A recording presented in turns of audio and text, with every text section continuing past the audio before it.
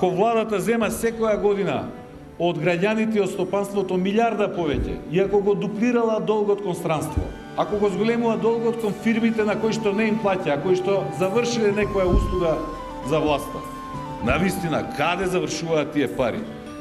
Дали во овие години тие пари или со помош на тие пари се отворија нови фабрики, нови фирми, нови работни места? Па сите вие подобро од било кој знаете. Има ли нови фабрики во Прилеп? Погледайте ги, индустријските зони останаа зелени ливади. Ке дојдат, ке се сликаат, ке стават некој камен темелник, после 6 месеци ни каменот не може да го најдат.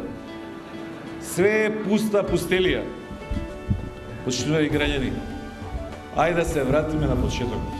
Работава не ја бил. Работава не чини. И за жал ке станува се полоша и полоша.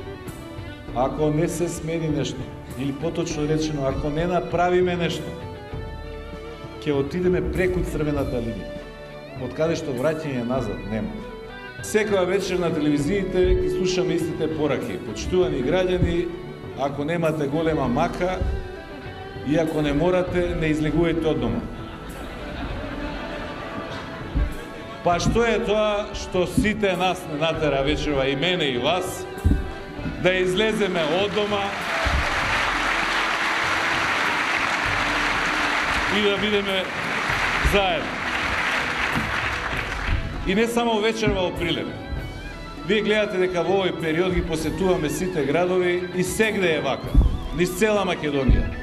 Луѓето едвај чекаат да бидат поканети, да бидат повикани, да се собереме, да се чуеме, да се видиме меѓу себе, да се охрабриме, да си ветиме дека ќе го одработиме она што од нас се чека. Како што рече Иле пред малце, доаѓаат локалните избори. Се што треба ќе направиме и на локалните избори ќе победиме.